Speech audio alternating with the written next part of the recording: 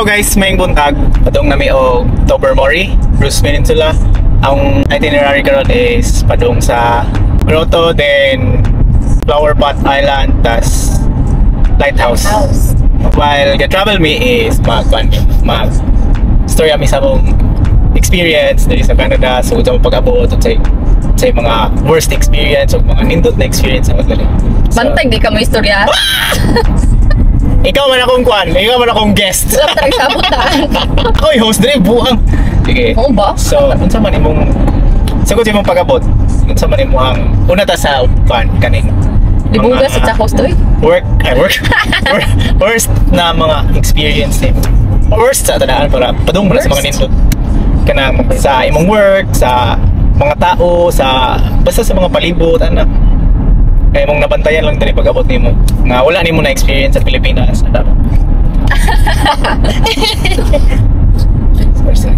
Kalain ani niya ang host. Ay, sorry.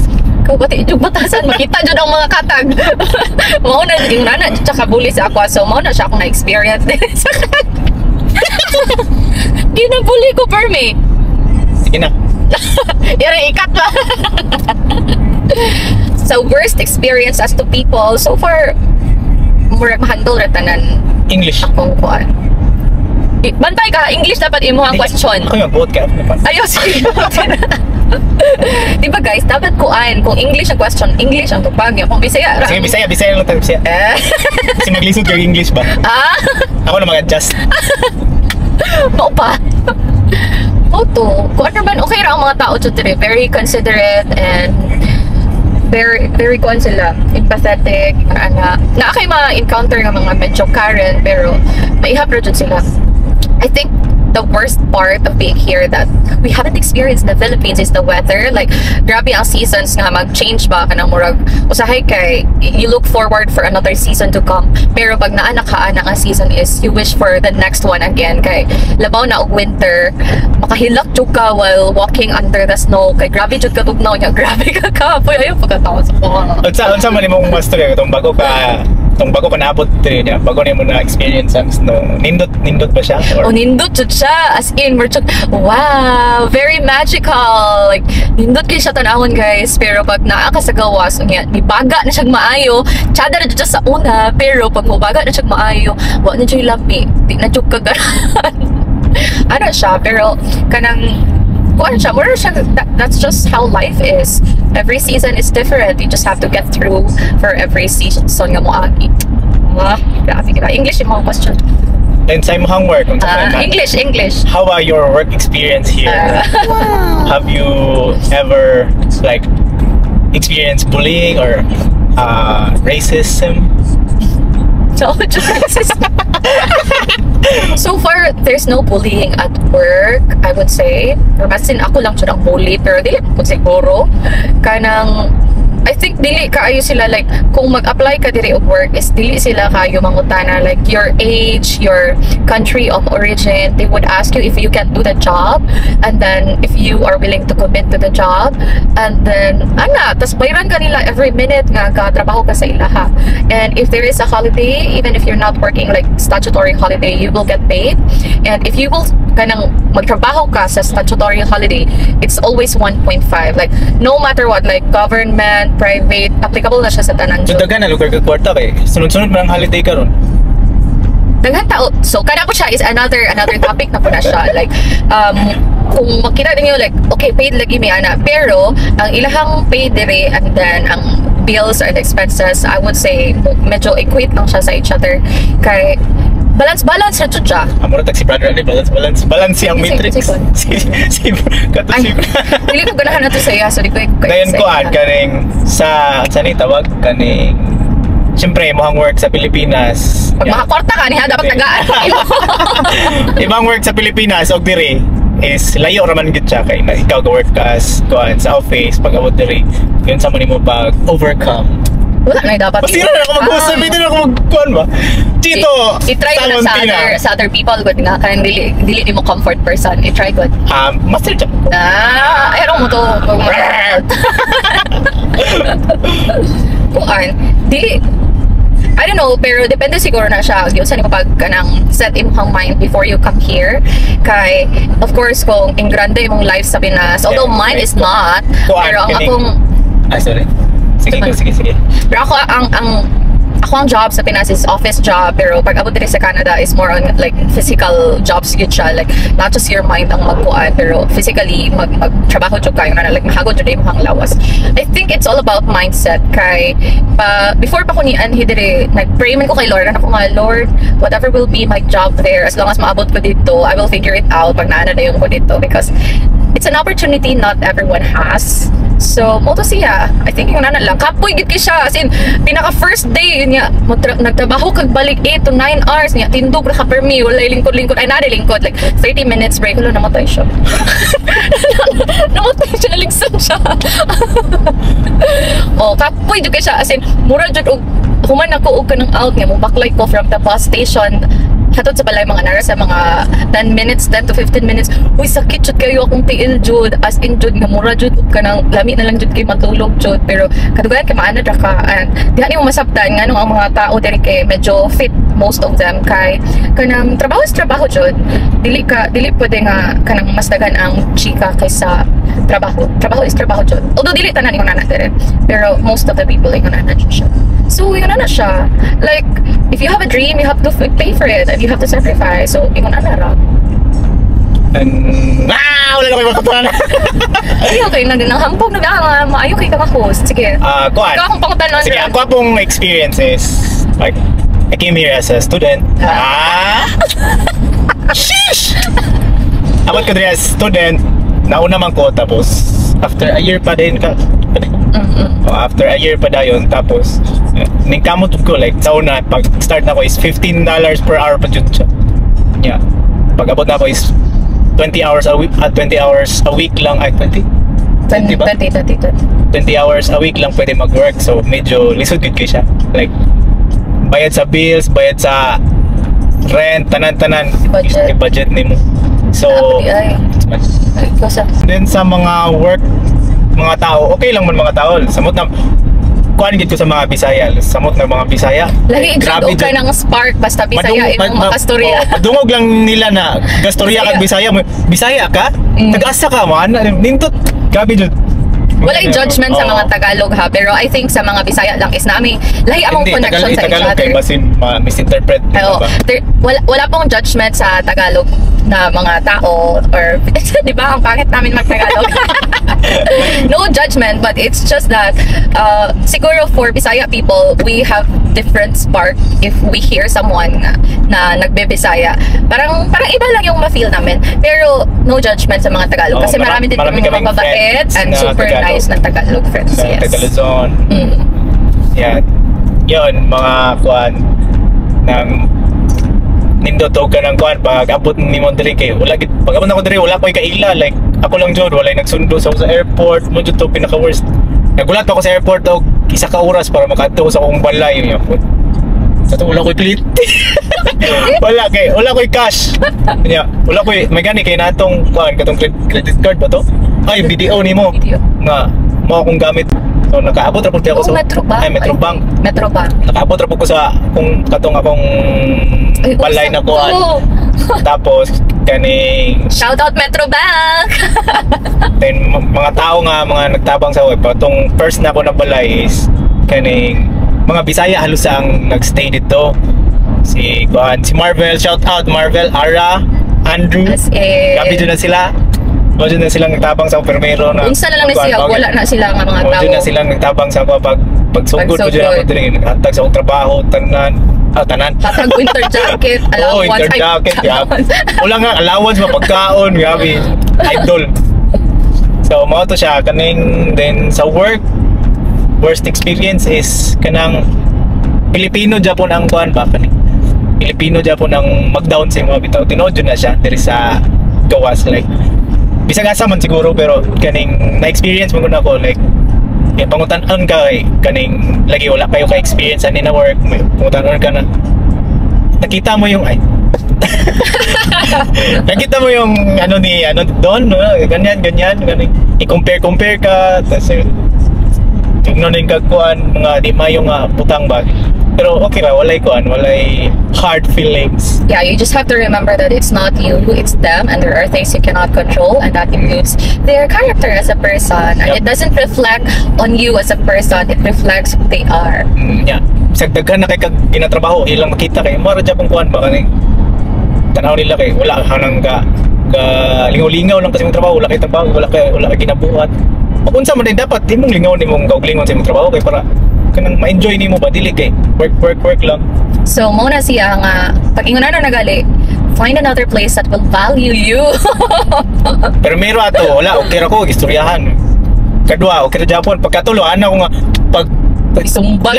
last na gani ni kuan napagi ko madungog nga istorya resign dito ay buang tigugayan ignan pa ko paano kung tanggalin yung schedule mo okay ba tubag ra ko hindi okay lang mati pag uli ni-resign dito ay buang unsay dugayan di ba wala mo diya diri dagan kay kag makita nga trabaho basta kay willing lang ka mo trabaho o isag unsa. Dili pa rin nga super Oo, naghatchon. like- Basta depende din siya sa imong paningkamot. Nindot Japon og na kay mga connections like classmate nimo daan ay before or kaning bisag naila lang nimo sa kuan kaning pagpauli subway ng mga Pilipino jud matinabangon jud na sila Bisaya, Tagalog. So equal. Kuwala dyan Oo. balance gihapon nga. Oo. Na ay mga mo down sa imo ha, pero at the same time mas daghan sa ako lang is kita na ko mas daghan ang mo uplift sa imo ha. Oo. So you have to choose your people. Yeah.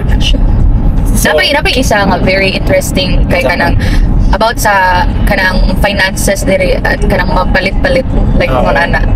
Kanang for us is kanang ma-realize namo like magstorya mi sa each other ka.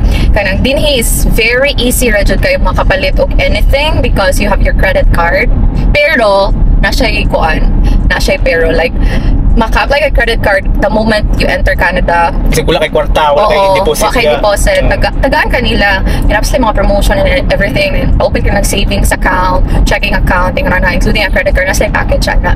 So, knowing na kay credit card, it's not your money, it's the bank's money. And you feel like, pwede mo gastuhin ang money sa bank. Pero, unknowingly, you're actually spending the money that you don't have yet. So, dapat ka nang mag-smart Japon ka when it comes to managing your finances. Kay, although sa'yo kayo mo palit og anything diri, pero dapat very responsible ka in paying your bills. Kay kung dili, mag-bankrupt ka or Madawat imong credit score. And credit score is very important diri. kanang labaw na gusto ka. apply kag balay, magpalit kag sakyanan, Car loan, house kuan loan. na. I-always na nila i-check yung credit score. Kuan, nindot ba kag credit score, bayad ba kasi mong mga utang on time. Yan na siya. So, yeah, kuan po sa finances po like lisod pero meron na akong kuan diri like 6 months, 1 year, lisod gid kay siya. Lisod kayo like magkaon sa gawas, medyo maglisod jud mi. Bisag Jollibee, mahal na kayo. hapon na mo. Tapos kayo ka ng kuan, medyas, ay dili lang kayo, nga na siya kamahal, nangita tag mas barato. Basta mga na ginagmutong to na $5, $10. $10. Mahal, legit kayo na. Mga lisod na kayo. Dili jud may mamalit, yung anak may ka Report. kuripot. Pero dapat yung ka magkuripot, labaw na kung starting pa lang ka dire, tapos ka nang wala kayo daghang backup nga Kwarta. ang kwarta. Kaya wala man jay backup nga kwarta. Ingon nga gamay pero wala jud tong pag ari din so kanang kailangan magkuripot jud ka kay kuripot ka, wala kay backup plan. The backup plan is you. So pag mo fail ka, Chloe jud. Panika mo jud. Experience nga mga nindot po like na-experience nimo diri nga wala nimo na-experience sa Pinas or bisag diri lang nimo tanan ako mga I think na-mention ako ko kanina, pero ako ang kuwanan sa, when it comes to kanang mag-work ka, they would tell you gyud nga you will get paid for every minute that you work for the company or kung asa man ka connected, and naay rights gyud, like very clear ang rights sa mga employees din like for example, like weekends or out na ka sa work and then na any message or ni email sa imo regarding work, you have the right nga dili jud mo respond if gusto nimo. Like kanang pwede ka mo respond pero they make it clear nga it's okay if you don't want to respond or if you cannot respond, you prefer not to respond, like dili ka mag-talk about work on your weekend or your day off. Okay ra jud. So clear kay na siya. Na siya sa bulletins at sa kanang kung asa ka connected kay kung wala na siya kanang another points na siya when it comes to evaluation sa inyong establishments. And then mag-call in. mag-call in sick o kanang madawat ra jud nila nga masakit jud ang mga tawo diri. O so kanang like nadyo times nga imong lawas jud kailangan mo pahulay. So kung mag-call in sick ka, nadyo time nga imong lawas tapulan. Dili mo utok lang yung tapulan. Bisa ko lang kay sakit mo. I'm sick. Pero dili disclaimer, dili jud ko yung nana guys. Maski sick ko mo sulod jud ko. Siya lang. Lo, masakpan jud gani ang vlog. Sayang mo, di mo sakit. Oh, dayon. Kuan pa dayon, naa sila I think sa mga is quarterly or every 6 months or annual po dayon nga kanang check up with employees, like pangutanon ka nga kanang what are the things you wanted to be stopped, what are the things that you enjoy, what are the things that has to be continued na ang mga na. So very transparent din I would say, although dili gid siya perfect yun gihapon, pero kung ato sigurong i-compare depende kung asa ka connected before, so ma-appreciate na ko siya ingon ana. And then walay dili ang sweldo diri guys, like kung schedule nga masweldoan ka na jud mo ang sweldo na siguro uban nga dili, pero sa akong experiences ingon ana gyud niya panalitan holiday, so dili masulod sa bangko ani nga time ang imong sweldo kay kanang medyo tunong ana nga holiday advance ang sweldo guys, so wala pa ni holiday na ana mo sweldo ana siya. So kanang at some point ma-appreciate na ko nga naa sila ginahatag na sa kaya kuan na wala na ta sa tong kuan ni basta kay naa sila ginapa-feel nila sa ilang employees nga appreciated ang ilang employees ingon ana. So yeah, ikaw na feel mo i-appreciate ka? Oh, buwang. Onya, sa imong life dire pag-abot. Sa life nako dire. Pag unsa may mong experience nga kanang nindot ba siya ano ba? Kanang ako rin yung ma-realize jud no nga once you go outside sa imong home, like home province I would say, dili like home country kay ako pag kay Pinaso tagal pa kay tagulan nakita, pero kung if you are someone nga murag tanaw ni mo mo ra jud ni ako nakita jud like ever since nang tako ko like kanila ni siya nga same group of people, same place, same nga kananan, same nga view ingon na. I would suggest nga try to go out jud, go out of your province, and then you will see and you will learn a lot of things like cultures, people, practices, mga na. And then the way of life itself kanang lahi jud siya, di ko mo ingon nga pakti ang dire or tsada ang dire ingon na siya difference, and you would be able to appreciate nga ay pwede din siya ingon ani na siya dayon kanang abot lang. Pero para sa ako kay kung once nga makakita kag bag-o nga mga butang is deep inside you kay somehow makaingon ka I wanted to see more, like see more sa life kay kanang the world is so big not to be explored ana siya. Kulang na lang kay kwarta nana na siya. Nindot ang life man din kanang nindot siya kay makalaag ni preso. From once in a blue moon na siya. O na, alo, nice na yung dog. Guwapo kayo. snowzer. Nabaday isa. So people abroad would keep posting beautiful, pretty photos na naglaag sila, they enjoy food, na look, amazing. Ikot sa na siya, ay wala na eh. Amazing!